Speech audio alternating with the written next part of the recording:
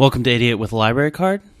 I hope this episode sounds a little better. I'm going to try a few things with compression, and I'm hoping that it makes it sound more like a professional-ish show. I don't think we're going to get full-blown professional, but professional-ish. More professional. People will be like, he's getting there. So today, I'm going to talk about part of a book. I was just so blown away by the first 2.5 chapters. So I'm thinking we may get like a 50-part series on the Satanic Verses. I've only read 2 books. Well, I've only read 1.25 books from Salman Rushdie. I read Midnight's Children years ago, and I really liked it. And I've always been meaning to read Satanic Verses for a lot of reasons. I hear it's an excellent book, and I do like to read excellent books. And also, obviously, the controversy surrounding it made the book. It's so funny. It's what people call the Barbra Streisand effect. It's a great book, and probably up there in his top books. He's, according to the Satanic Verses, he's written 12 books. Probably could have looked it up online, but he has a number of short stories. I mean, he's been an author for a long time, so he has a nice body of work out there. So I don't know if Satanic Verses is considered his second best book. Midnight's Children is considered his masterpiece by most. It's up there on most great books of the 20th century and just great books of all time. It usually finds its way on those lists. So I would say that's his masterpiece. And Satanic Verses is considered up there with Midnight's Children as far as Salman Rushdie's books are concerned. But I don't know if it would be considered one of his greatest books if not for the controversy. The controversy is that he says some not nice things about Islam, and more to the point, he says some not nice things about Muhammad. Some of that can be misinterpreted, though, that he wasn't actually saying bad things about Muhammad. It doesn't matter. You should be allowed to say bad things about deities in a Western culture. I always think it's nuts that the Muslim community went so crazy. It would be like the Christian community throwing rocks every time they saw Martin Scorsese because of The Last Temptation of Christ, which has a similar sort of, does not paint Christ in the best light, and would be considered heresy by Christians, but we just haven't made it. Has created an audience for the book and a support for the book. I always find that when you're burning books, people tend to get behind those books because you shouldn't.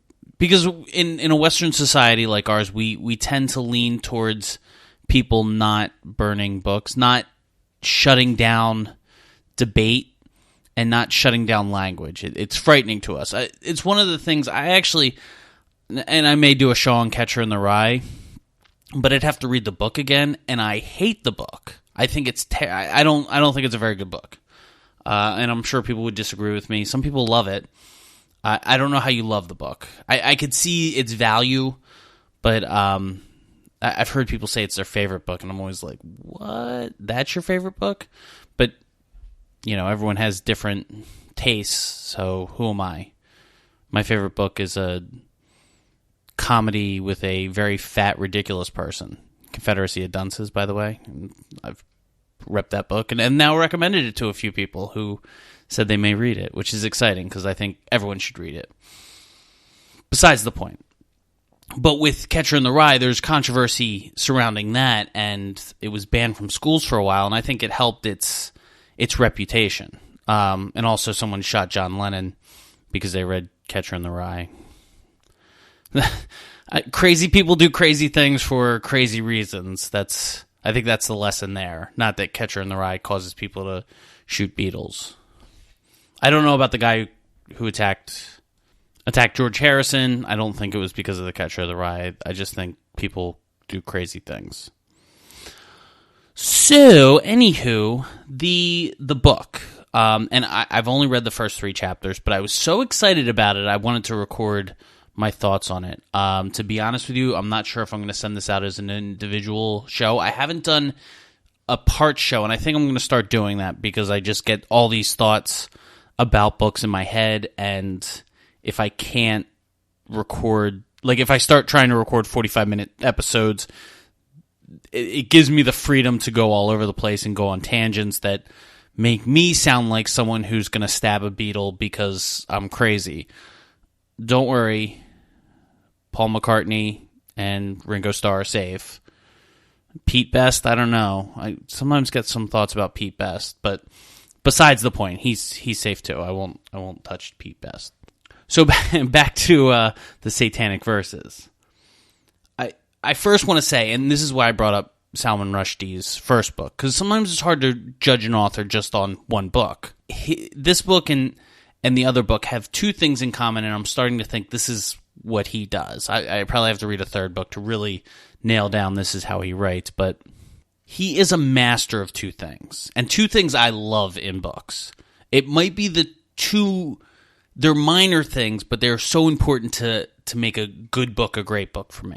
He's a master of description, just at using the language. He describes things really well, and he doesn't describe a vase for 10 pages. He describes things in a succinct way in which you just get what he's describing, you understand it, and it gives such a vividness to the scene, but it doesn't waste a lot of words. The other thing is that I really enjoy about the book as a whole, and again, I haven't read the whole book. Midnight's Children, I'm sort of combining the two. I probably should just do a show on Midnight's Children. I love good side characters, even if they only appear for a little bit. The strength of side characters can just fill out a novel so well, and it always pulls me in when you can get some interesting.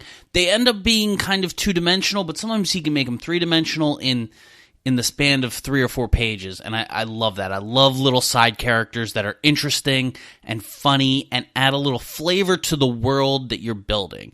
Because even though his world takes place in Bombay, now Mumbai, and it takes place in a few other places, but it takes place in the real world, but it's a novel, so you need to still fill out the world. I've never been to Bombay. I don't know what it's like.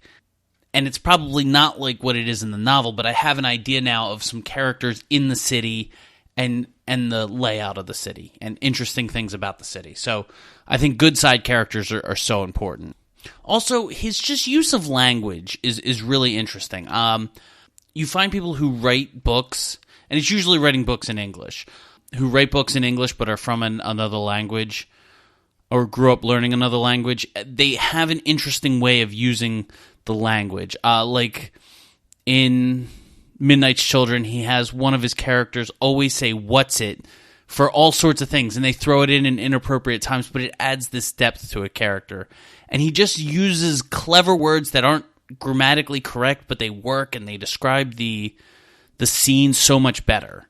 So this is definitely going to be a two-parter. This book may consume the next month of my life. I reread both the first 2 chapters. They were just so interesting. The first chapter is basically 2 people falling out of a plane, and they survive this plane crash, and in a way are reborn. So it talks about that. And then the second chapter is a biography of one of the guys falling out. Jabari's his name in some of it, and the names kind of change, and it can get confusing. But just his biography is so interesting. It's about 12 to 13 pages, and it's such a good, succinct biography. It talks about his relationship with his mom and his relationship with his dad and the death of his dad, and then he moves in with his boss.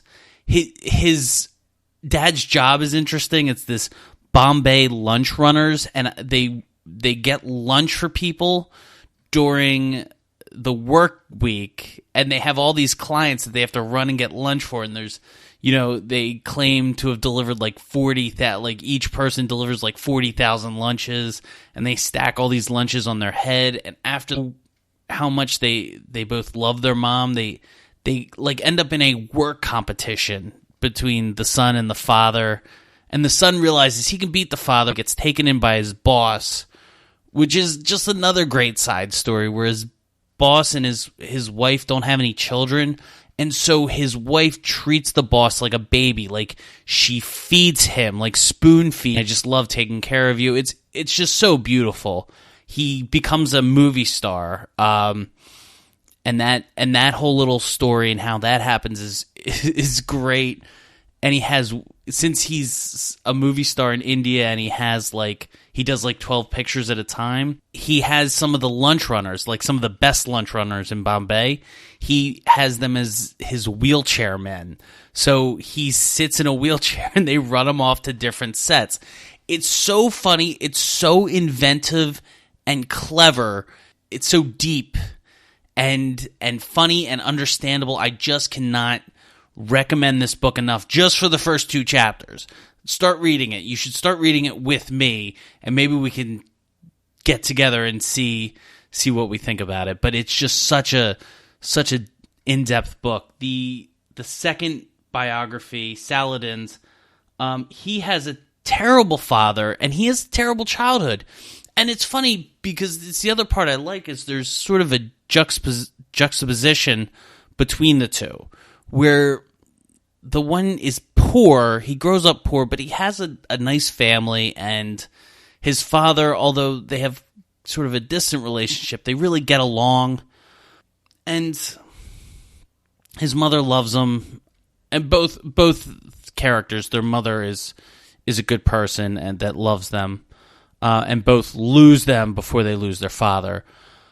The father in the one is awful, like the father of the second character, we'll call him Saladin's. He's mean, and like he finds this wallet and he thinks, oh cool, I have all this money, and his dad just sneaks up behind him and takes it. Instead of saying, oh, that's not yours, we should find out who it belongs to. No, he just takes the money and says, well, thanks for finding this wallet for me. His dad is just terrible to him, and so he has to go out, and he finds this great spot he likes to hang out, and he's molested there, and it's just, you feel so bad for this character, and he ends up getting out of India, and the funny part is he has to go back to visit someone, and he's asleep on the plane, and when he wakes up, he has his Bombay accent again, and he's horrified, which I love little touches like that in a book. It's something you can relate to. My wife has family in Michigan, and she's never grown up in Michigan, but her parents are both from Michigan, so they sort of have the accent. And now that they live there, they definitely have reacquired the accent. I don't quite remember them having the accent when they lived in Pennsylvania or Florida, but now that they're back in Michigan, they've picked it up again. But I will hear my wife talk like on the drive home, and I'll be like, she's slipped into this accent that she never really had, and it's funny little things like that you notice, and I love when authors pick things like that up and can write about them in a coherent way. So he's actually going to leave, and he's going to go to proper London, is what they keep calling it, and it's just a really good contradiction between the two, between a poor good life and a rich, like wealthy, hard life. I think in this country we do this a little too much, where we think that rich people have it good and poor people have it bad. A lot of rich people do have it good, and a lot of poor people do have it bad, but sometimes there are poor people that have good families, and rich people, well, I should say poor kids that have good parents, and rich kids that have bad parents. And I have always thought it is way better to be poor and have good parents than rich and have bad parents. Just my opinion. So the one line, it was at the end of chapter 1, and it's a philosophical and religious line. It's short. It's maybe 15 words. And it talks about the two characters. It uses two names. I didn't, because in I think these names will become more prominent towards the middle of the book, but for now they weren't known as that. And it says, Chemenchka willed it, and Farista did what was willed, which was the miracle worker. And I just love that line. I love the thought of, especially being a religious person, of do you will your relationship with God, or do you sit back and have it willed on you? I think we tend to take the middle road with things like miracles and prayer. Some people, like, at times will will it, and at times will let it happen. And which one's harder to do? Is it easier to will a miracle or will your spiritual life, or is it better to have it willed on you? It's hard to say. I tend to think it's better to have it willed on you, but you probably need a little will to push yourself in that direction. Focus in church and not think about your bank statement or the other issues you're having in your life, and just receive the word of God instead of willing yourself to receive it, willing yourself to have a vision or communicate with God. Some people claim to have, heard the voice of God and had direct revelation. And you can fast and pray and take chemicals to try to get there, or you can live your life as a good person and have it come to you. It's hard to say which direction is best, and it's hard to say which way works. Most people I talk to, both have happened, that they've had revelation, and I've had people who have had revelations when they're closing up their store for the night. So it's an interesting line. This is what really pushed me to record this show, is that line, because I thought it was just so smart and such a religious minded line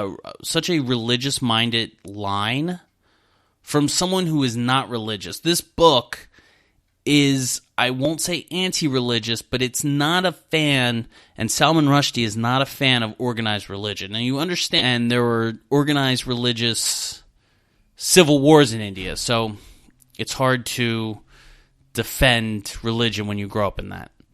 Well, that was the show. I think I'll be doing another one about the Satanic Verses, maybe a few, but I wanted to get the groundwork in because there's so much interesting things surrounding this book. Well, thanks for listening.